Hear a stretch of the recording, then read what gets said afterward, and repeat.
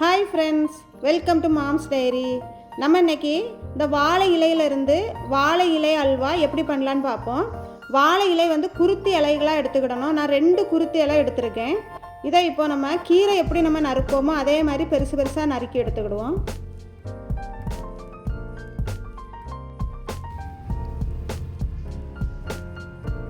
எல்லா இலையும் நம்ம நறுக்கி எடுத்தாச்சு. இப்போ இதை தண்ணியில் நல்லா கழுவி எடுத்துக்கிடுவோம். இப்போ ஒரு மிக்ஸி ஜாரில் இதை போட்டு நம்ம அரைச்சி எடுக்கணும். நமக்கு 3 கப் அளவுக்கு வாழை இலை ஜூஸ் தேவை. அந்த அளவுக்கு தண்ணி சேர்த்து நல்லா அரைச்சி எடுத்துக்கிடுவோம்.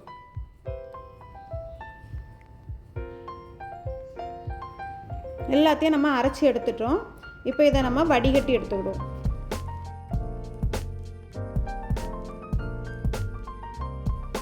எல்லாத்தையும் நல்லா புழிஞ்சு நம்ம வடிகட்டி எடுத்துட்டோம். இப்போ இதை நம்ம சைடில் வச்சுக்கிடுவோம். ஒரு பேனில் நம்ம 1 ஸ்பூன் நெய் விட்டு ஃபஸ்ட்டு ஏலக்காயை வறுத்து எடுத்துக்கிடுவோம்.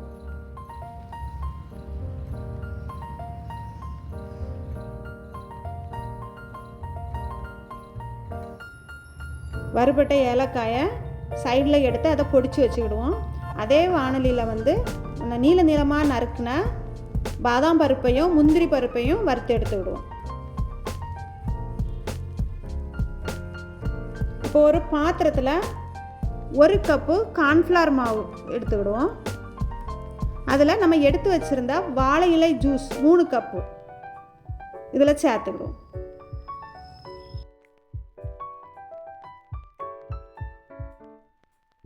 இதை நல்லா கட்டி இல்லாமல் நல்லா கரைச்சி விட்டுக்கிட்டு அதே வடிகட்டியில் நம்ம வடித்து எடுத்துக்கிடுவோம். இதையும் நம்ம சைடில் எடுத்து வச்சுருவோம்.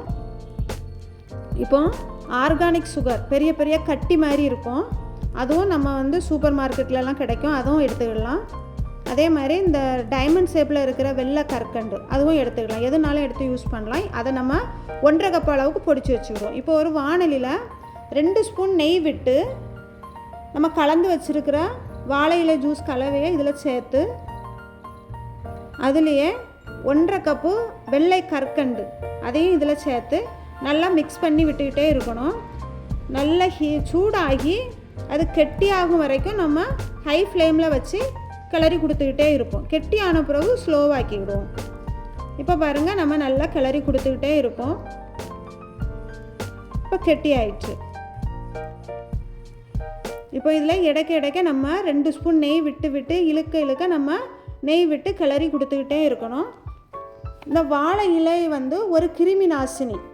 வாழை இலையில் நம்ம உணவு சாப்பிடும்போது உணவில் உள்ள நச்சு கிருமிகளை அழிக்கும். அந்த வாழை இலையையே, அதாவது குருத்து இலைகளை வைத்து நாம் உணவாக சாப்பிடும்போது நம் உடலில் உள்ள நச்சு கிருமிகளை அழிக்கும்.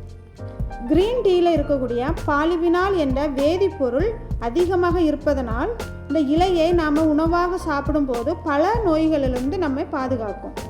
மேலும் பச்சை இதில் அதிகமாக இருப்பதனால் நம்ம சருமத்தை பளபளப்பாக வச்சுக்கொள்ள உதவும். தலைமுடிக்கு மிக மிக நல்லது. இளநரை வராமல் நீண்ட நாட்கள் தலைமுடி கருமையாக வைத்துக்கொள்ள உதவும். நோய் எதிர்ப்பு சக்தியை தூண்டும். இன்று அதிகம் ஏற்படும் புற்றுநோய் உட்பட பார்க்கின்சன் நோய், நரம்பு சம்பந்தப்பட்ட நோய்கள் வராமல் நம்மை பாதுகாக்கும். அதனால் இந்த வாழை இலையை நம்ம ஏதாவது ஒரு வகையில் இப்படி சமைச்சு சாப்பிட்டா ரொம்ப ரொம்ப நல்லது. இப்போ பாருங்கள், கெட்டி ஆகிட்டே வருது. நெய் இழுக்க நம்ம நெய் சேர்த்து கிளறி கொடுத்துக்கிட்டே இருந்தால் நல்ல அல்வா பதத்தில் நமக்கு நல்ல டேஸ்டியான அல்வாவாக கிடைக்கும். இப்போ திருப்பி நம்ம ஒரு 2 ஸ்பூன் நெய் விட்டு கிளறி கொடுப்போம். பாருங்கள், நெய்யெல்லாம் நல்லா இழுத்து நல்லா கெட்டி ஆகிட்டே வருது. இப்போ ஒட்டாமல் நல்லா உருண்டு வருது. இப்போ இதில் நம்ம பொடிச்சு வச்சுருக்கிற ஏலக்காய் பொடியை சேர்த்துக்கிடுவோம். அடுத்து பாதாம் பருப்பு முந்திரி பருப்பு அதையும் சேர்த்து நல்லா கிளறி கொடுத்துட்டு இறக்கி வச்சா வாழை இலை அல்வா ரெடி. இது ஆறின பிறகு இன்னும் நல்லா கெட்டி ஆகும். லாஸ்ட்டு கொஞ்சம் நெய் சேர்த்து நம்ம இறக்கிடலாம். இதே மாதிரி நீங்களும் வாழை இலை அல்வா செய்து குடும்பத்தோடு என்ஜாய் பண்ணி சாப்பிட்டு சந்தோஷமாக இருங்க.